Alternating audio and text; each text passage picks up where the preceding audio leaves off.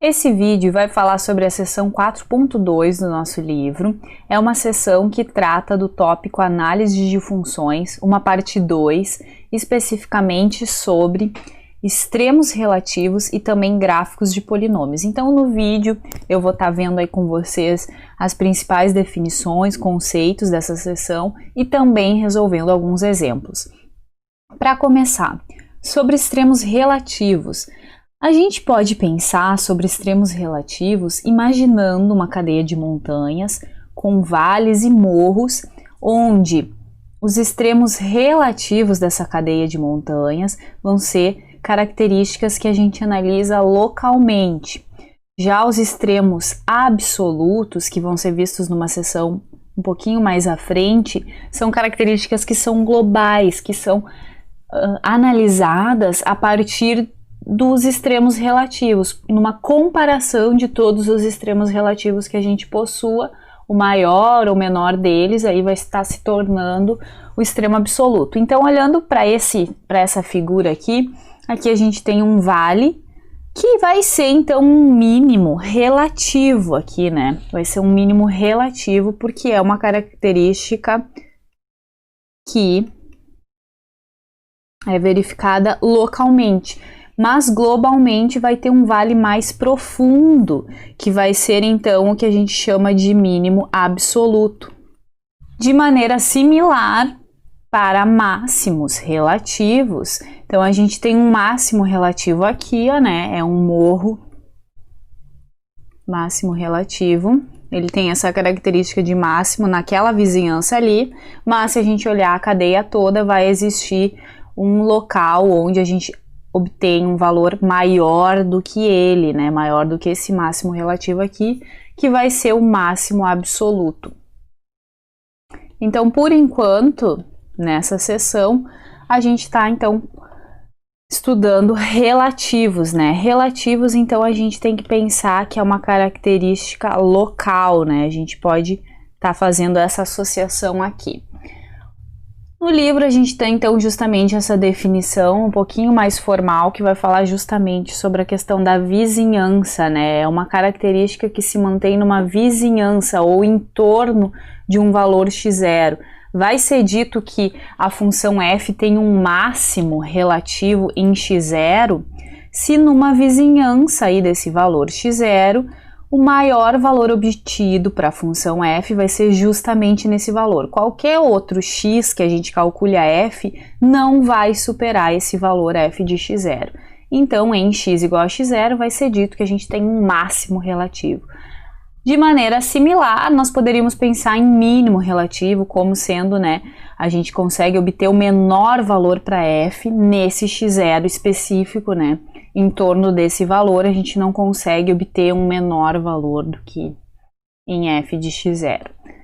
Tá? A próxima definição que vai estar relacionada com essa é a definição de ponto crítico. Nós vamos ter, então, dois tipos de pontos críticos. Vai ser dito que a função f tem um ponto crítico em x igual a x0 se a derivada em x igual a x0 vai ser 0, ou então, que nesse caso aqui de derivada nula, a gente chama o ponto crítico de estacionário, ou então se não existir a derivada nesse valor x igual a x0, que vai ser um ponto crítico não estacionário. Então a gente tem que todo extremo relativo, máximo ou mínimo, vai ser um ponto crítico. Porém, nem todo ponto crítico vai ser um máximo ou mínimo relativo.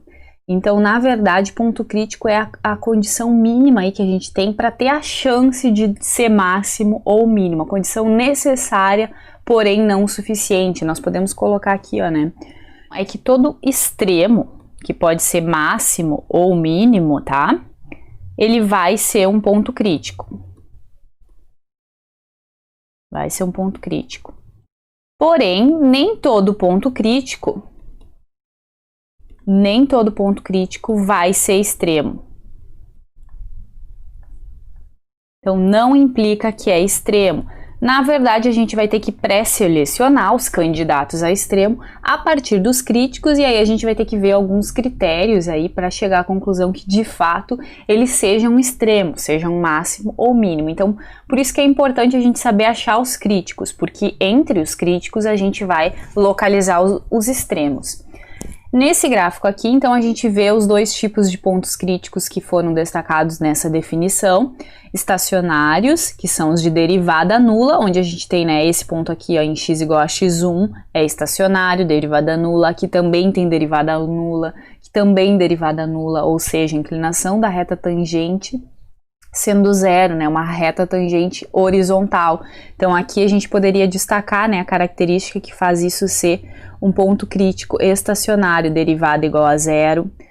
Da mesma forma, aqui, f' de x2, derivada igual a zero.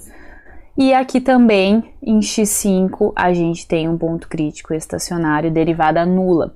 Nos pontos em x igual a x3 e x igual a x4, a gente tem também pontos críticos, porém, eles são devido à não existência da derivada, porque esses pontos aqui têm cúspides, né? Esse pico aqui que vai fazer com que não exista a derivada nesses pontos aí. A gente não consegue calcular a derivada pela definição, vai estar mal definido, a gente não consegue calcular o limite, né, que define a derivada, portanto não vai ter derivada nesses pontos, portanto eles vão ser pontos críticos. A gente vai ter um particular interesse justamente nos estacionários, porque as funções que a gente costuma utilizar aqui nos exemplos são funções que a gente consegue derivar, né? Funções que não tem derivada já são mais difíceis de ser colocadas, né, aqui em cálculo A. Então, particularmente, a maioria dos exemplos aí a gente vai estar buscando os pontos críticos a partir dessa condição aqui, a derivada igual a zero, porque as funções que a gente vai ganhar vão ser polinômios, funções trigonométricas, funções que a gente consegue derivar. Então, nesse primeiro exemplo vai ser justamente aí derivadas de polinômios. Começando pela letra A. Queremos achar os pontos críticos. Essa função aqui, todos os pontos, ela vai ser derivável em qualquer ponto, então a gente vai já procurar os pontos críticos a partir dessa condição aqui, ó, derivada igual a zero, f' de x igual a zero. Então, derivando essa nossa função, a gente vai obter aqui, ó, 3x ao quadrado menos 12 igual a zero. A gente quer obter os x, os valores de x, que essa condição aqui, que essa equação é satisfeita. Então, a localização, para que x a gente vai ter pontos críticos. Vamos ter que resolver essa equação aqui. Então, essa equação é uma equação de segundo grau, incompleta, basta a gente estar isolando o x para conseguir resolver ela. Então, vai ficar 3x ao quadrado igual a 12, e aí passa o 3 dividindo, x ao quadrado igual a 4. Com isso, a gente obtém, então, x igual a mais ou menos raiz de 4, que vai ser mais ou menos 2. Então, localização dos pontos críticos em x igual a menos 2 e x igual a 2. A localização é onde a gente obtém pontos críticos para a coordenada x igual a menos 2 e também para a coordenada x igual a 2. Se a gente quisesse descrever o ponto, aí a gente precisa da coordenada x e da y. A y é obtida quando a gente calcula f nesses valores de x igual a menos 2 e 2. Como foi pedido só a localização, é suficiente dizer para que x, em que x isso ocorre, né? Então vamos para a letra B. Na letra B, a gente tem uma função de grau 4, para derivar novamente, né? A gente vai estar procurando os pontos críticos a partir dessa condição aqui. E derivando essa função, nós vamos conseguir 16x ao cubo menos 32x a zero. Então, essa é a condição que vai nos levar à localização dos pontos críticos. Aqui a estratégia vai ser colocar em evidência os termos em comum nessas duas parcelas aqui. O termo comum vai ser 16x.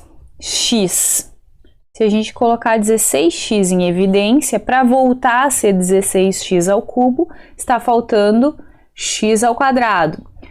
Para voltar a ser 32x, vamos colocar aqui, ó, menos 2, igual a 0. Então, nesse tipo de equação, é a multiplicação de dois fatores resultando 0. Então, um dos fatores é 0 ou o outro é 0. Com isso, nós vamos ficar, então, que 16x é igual a 0 ou x ao quadrado menos 2 igual a 0. Dessa primeira aqui, x igual a 0, ou da segunda, resolvendo aqui, x ao quadrado igual a 2, x igual a mais ou menos raiz de 2.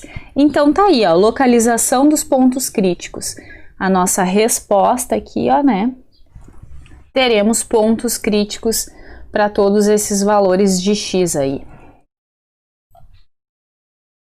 Bom, continuando aqui, nesse tipo de exercício a gente localizou os pontos críticos. É interessante que se tenha também alguma forma de classificar esses pontos críticos sem precisar, por exemplo, do gráfico dessas funções, ou sem mesmo precisar calcular a função nesses pontos e comparar. Então a gente precisa de um critério através de contas que nos dê a natureza e o tipo de ponto que a gente tem, porque se ele é crítico, não necessariamente ele vai ser um extremo. A gente precisa então ter certeza que ele é um extremo e, além disso, saber se é máximo ou mínimo. Então, dos critérios, uma das formas é pelo que a gente chama aí de teste da derivada primeira.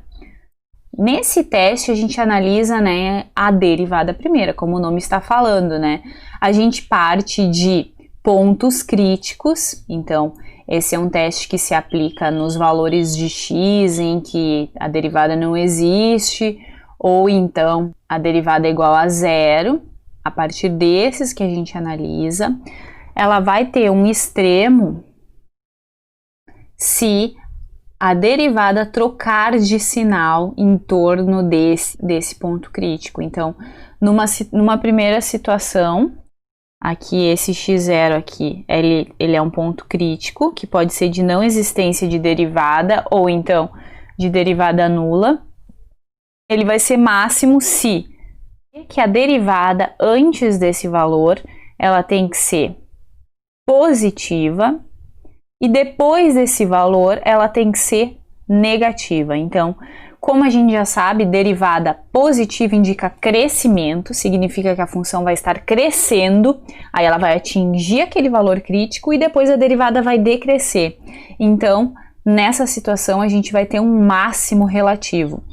Analogamente, para ter um mínimo relativo, então a gente parte aí de um valor crítico.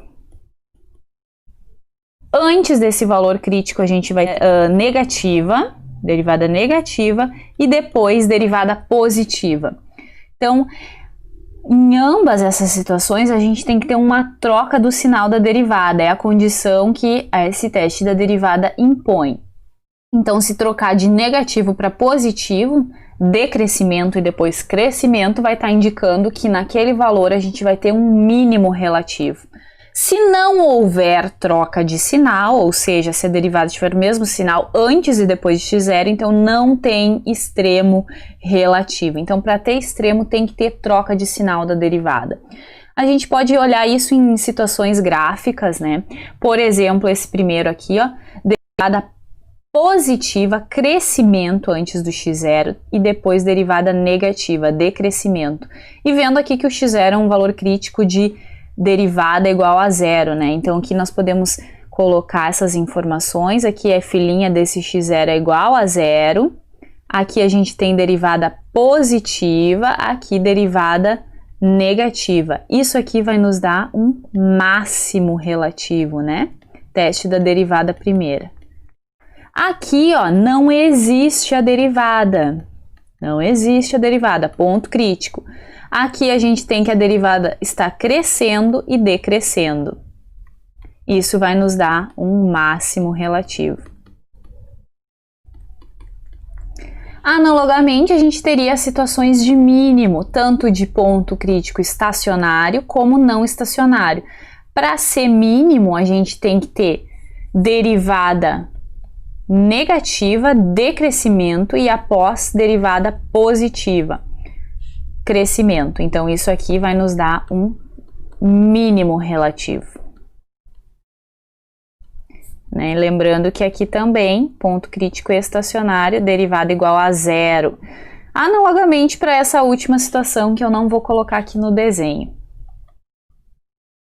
Da mesma forma, a gente tem pontos aqui que não são nem máximo nem mínimo, porque a derivada não troca de sinal aqui, ó. Então, esse aqui nem máximo nem mínimo.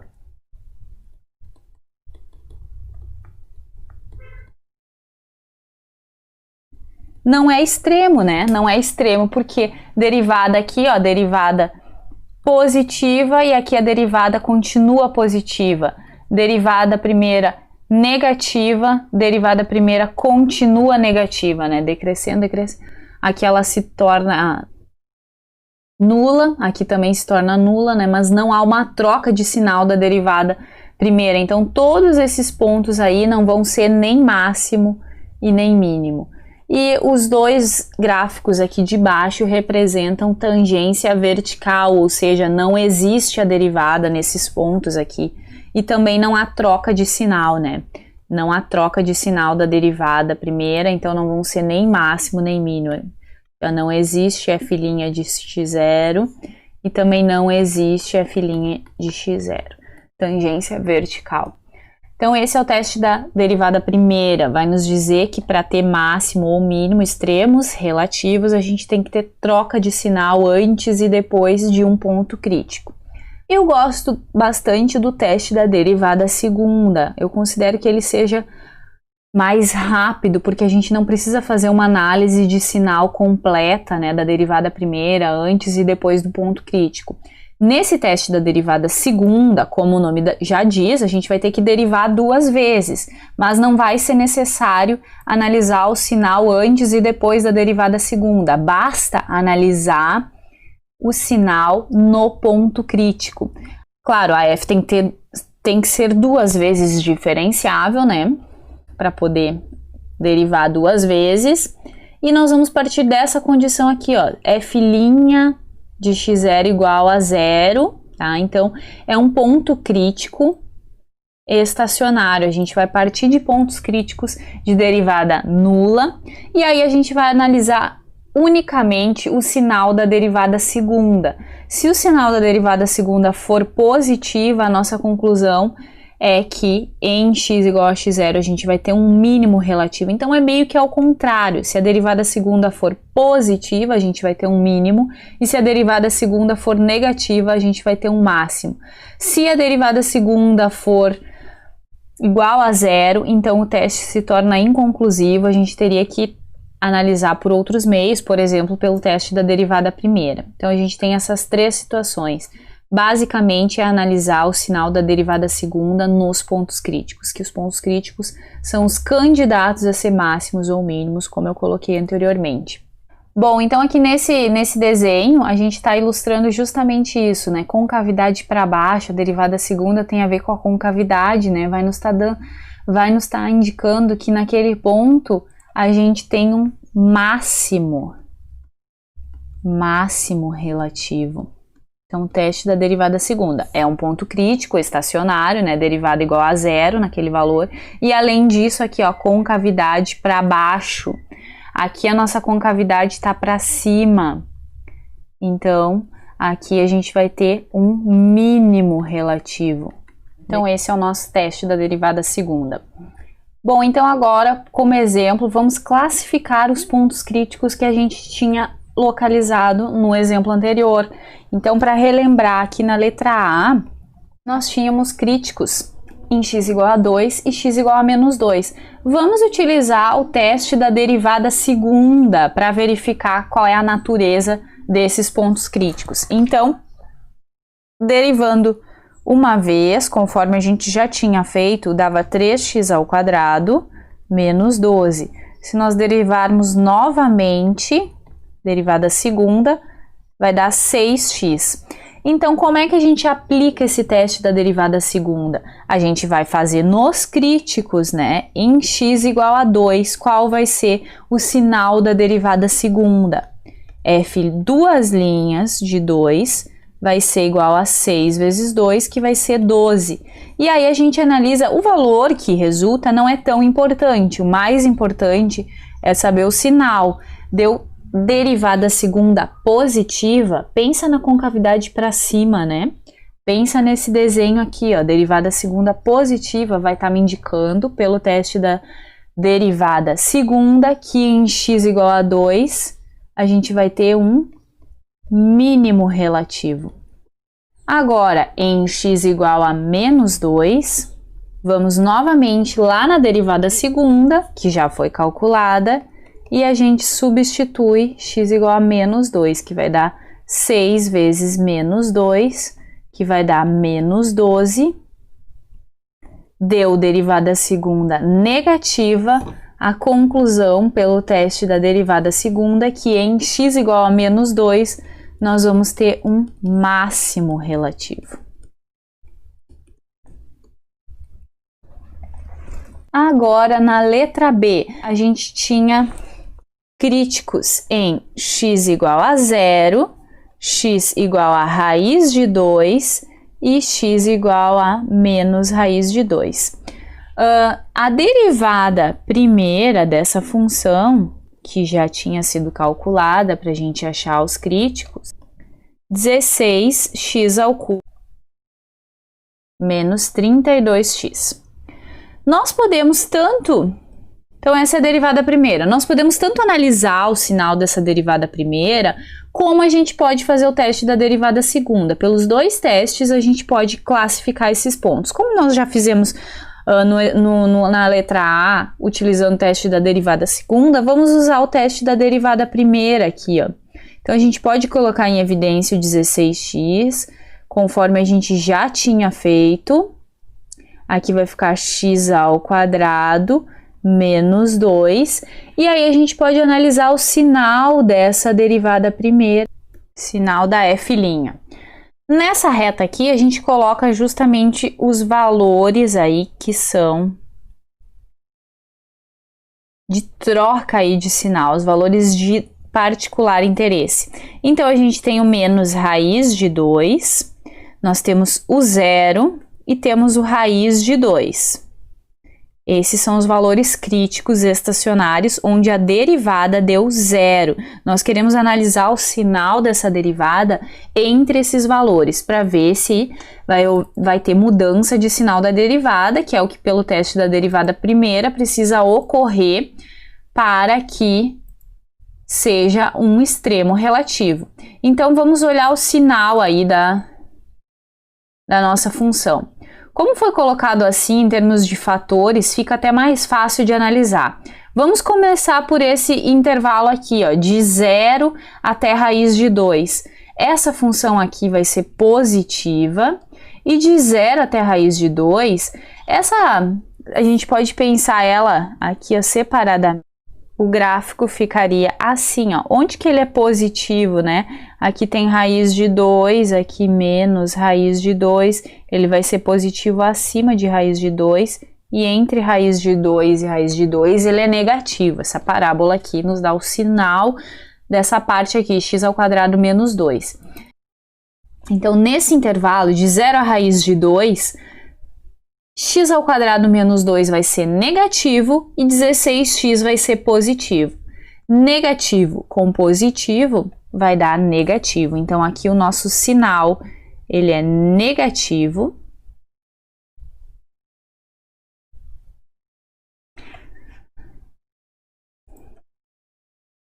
Continuando nossa análise, ultrapassando o raiz de 2, essa parte aqui se torna positiva e essa aqui também é positiva, né? Então, aqui a gente vai ter sinal positivo. Vamos analisar agora entre menos raiz de 2 e 0. Essa parte aqui, referente à parábola, vai ser negativa e 16x vai ser também negativo. Negativo com negativo vai nos dar positivo. Então, aqui vai ser positivo. E agora, para o último pedaço de intervalo. Abaixo de menos raiz de 2, a parte correspondente à parábola vai ser positiva. E o 16x é negativo. Então, aqui vai ficar negativo. Quer dizer que esses nossos valores críticos vão ser extremos, porque está havendo troca de sinal da f'. Basta agora, pelo teste da derivada primeira, a gente concluir os sinais aí, né, pela troca de sinais, se vai ser de máximo ou de mínimo. No crítico menos raiz de 2, a gente está indo de um sinal negativo, decrescimento, para um crescimento. Então, nós vamos ter um mínimo relativo. Aqui a gente está indo de crescimento para decrescimento, vai ser um máximo relativo. E por último, estamos saindo de decrescimento para crescimento, vai ter um mínimo relativo. Então tá aí, ó, teste da derivada primeira tá nos dando quem é máximo e quem é mínimo. Então aqui a gente vai ter um máximo e 2 mínimos. Tá, então aqui eu tô colocando bem esquematizado, mas o ideal é dar uma resposta final completa, tá, gente? Nós podemos também, por curiosidade, olhar o gráfico dessa função e comprovar no gráfico que essas coisas estão acontecendo. Bom, então, pessoal, eu vim aqui no GeoGebra, coloquei a lei de formação da nossa função lá do início, lá do enunciado, e aí a gente vai poder estar verificando essas coisas que a gente encontrou, tá? Então, ela fica essa função aqui, esse gráfico aqui.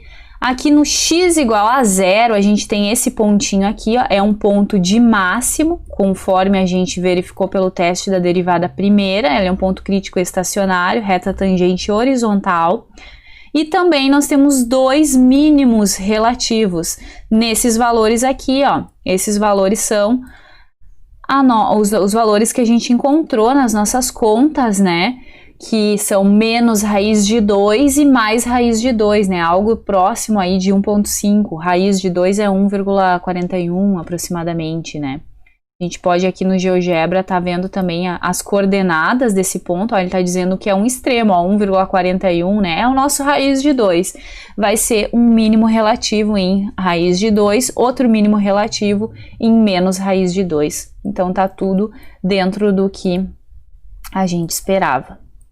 Poderíamos ter usado o teste da derivada segunda, nós usamos aqui o teste da derivada primeira só para a gente exercitar ele, tá? Mas poderia ser feito pelo teste da derivada segunda, derivando outra vez essa função e aplicando esses valores na derivada segunda, analisando o sinal da derivada segunda, como a gente fez no item A, que foi feito nesse momento aqui, ó. Então aqui, ó, esse foi o teste da derivada segunda.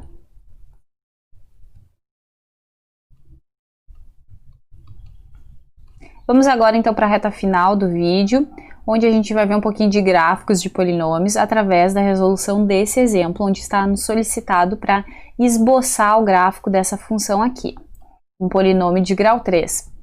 Então, para fazer um esboço, a gente tem que seguir alguns passos, né, de características principais que vão nos ajudar a escrever esse gráfico. A primeira característica que a gente deve investigar é a intersecção com os eixos coordenados. Começando pela intersecção com o eixo Y. Basta a gente fazer x igual a 0 na nossa equação, nós vamos obter y igual a 4. Quer dizer que um ponto importante do nosso gráfico é o ponto x igual a 0, y igual a 4. Intersecção com o eixo x. Basta fazer y igual a 0. Isso aqui é equivalente a achar as raízes, né? Quando a gente faz y igual a 0, a gente vai estar com essa equação aqui e nós vamos estar procurando as raízes dessa equação de grau 3. Então é um pouquinho mais complicado que uma equação de grau 2, porque não tem uma fórmula aqui simples, né? Uma fórmula de Bhaskara. Aqui o que se recomenda é aquele procedimento de fatorar em termos das raízes, onde a gente chuta uma primeira raiz e aí faz uma divisão de polinômio e consegue reduzir para grau 2, e estando de grau 2 fica mais fácil de achar as raízes, porque dá para usar Bhaskara. Aqui a raiz que está fácil de chutar é a raiz menos 1. 1 não é raiz. Se a gente coloca 1 ao cubo, menos 3, não vai ser raiz aqui, vai dar menos 2, mais 4 não é raiz, mas menos 1 é raiz. Então a primeira raiz é menos 1, quer dizer que a gente vai ter um fator x mais 1, e o outro fator, fazendo divisão de polinômios, a gente vai conseguir que uma segunda raiz é a raiz 2, e ela vai aparecer com multiplicidade 2, ela vai ser uma raiz repetida. Então a fatoração em termos das raízes nos dão aqui, ó, né? Quer dizer que as raízes dessa equação aqui, né, fatorada, fica bem fácil de ver, x igual a menos 1 e x igual a 2. Então os pontos, né, que vão estar relacionados com essa conta aí são os pontos menos 1 e 0 e x igual a 2, y igual a 0, 2 e 0. Bom, então fizemos as intersecções com os eixos coordenados. Agora, uma segunda parte aí, comportamento final dessa função. Comportamento final, basta a gente fazer aí o limite de x tendendo a mais ou menos infinito. Comportamento final de polinômio é mandado aí, né, é calculado a partir do termo de maior grau, ele que vai mandar. Então o grau cúbico aqui, quando o x for para mais infinito, vai ir para mais infinito. O grau cúbico, que é o maior grau que aparece aqui, quando o x for para menos infinito, o sinal aí vai dar menos infinito. Então tá aí o comportamento da nossa função. Uma próxima característica interessante é, na verdade, uma série de características que vão vir da análise da y' e y duas linhas. Então, resgatando aqui, a nossa y é igual a x ao cubo menos 3x ao quadrado mais 4, que a gente conseguiu essa fatoração aqui, ó, x mais 1 e x menos 2 ao quadrado. Então, a fatoração, para analisar o sinal da derivada primeira e da derivada segunda, ela nos ajuda muito, tá? Nós vamos ver daqui um pouquinho. A derivada primeira vai dar 3x ao quadrado menos 6x. Dá para fatorar? Dá sim. Termo comum a esses dois fatores é 3x. Então, para dar 3x ao quadrado, tá faltando x, e aqui para dar o menos 6x, tá faltando menos 2, tá? E agora a derivada segunda, vamos derivar mais uma vez. Então, derivando mais uma vez, vai dar 6x menos 6, que também pode ser fatorado. Dá para colocar o 6 em evidência e fica x menos 1. Com essa fatoração, aqui a gente vê claramente quem zera a função, quem zera a derivada, quem zera a derivada segunda. Isso é fundamental quando a gente constrói a análise de sinal, colocando naquelas retas, né, que a gente chegou a fazer num exemplo anterior. Começando pelo sinal da y. Então, aqui já foi colocado os valores em que a y resulta igual a 0. No caso, para menos 1, nesse fator aqui, e 2, a y dá igual a 0. Vamos analisar o sinal entre esses valores. Então, para valores, aqui a gente pode notar, pessoal, que x menos 2 ao quadrado, isso é sempre positivo. Então, na verdade, o sinal da y vai ser determinado só por esse fator aqui, ó. Quando que isso é positivo e quando que isso é negativo.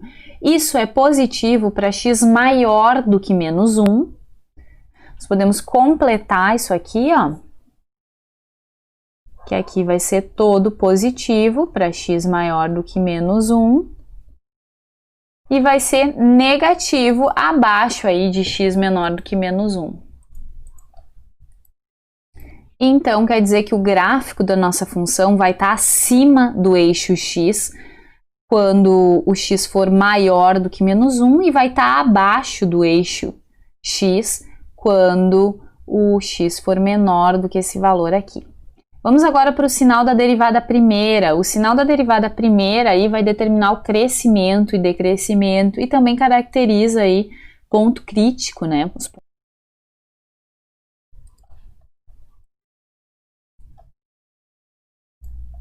Sinal da derivada primeira, já foi colocado aqui então a retinha aqui dos valores de x. A derivada primeira, nós já vimos que ela vai ser zero aqui quando? Quando x igual a zero, zera todo esse produto aqui, ou quando x igual a 2. Então, quando x é zero, a derivada vale zero.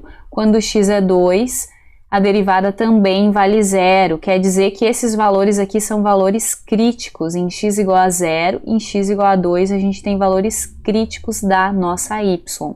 Vamos analisar o sinal aqui. Então, x menos 2, ele é positivo. Vamos começar aqui, ó, x maior do que 2, ele é positivo para x maior do que 2. E o x igual, maior do que zero aqui, né, também vai ser positivo. Então, para x maior do que 2, aqui a gente tem positivo com positivo, vai dar positivo. Abaixo de 2, essa parte se torna negativa. E maior do que zero, isso aqui é positivo. Então, vai ser positivo com negativo, vai acabar dando negativo. Então, aqui, ó, entre 0 e 2 vai ser negativo. E agora, abaixo de x igual a zero, ambos os fatores aqui vão dar negativos. Esse vai dar negativo e esse vai dar negativo. Então, negativo com negativo vai acabar dando positivo. Então, completamos a nossa análise. Com isso, a gente já consegue também concluir quem é máximo e quem é mínimo pelo teste da derivada primeira. Então, aqui, ó, nós temos um ponto crítico, derivada igual a zero, onde a variação de sinal antes e depois desse ponto crítico se dá de positivo para negativo. Então, crescimento e decrescimento, isso vai nos dar um máximo relativo. Já podemos deixar isso aqui anotado. Aqui, ó, decrescimento para crescimento.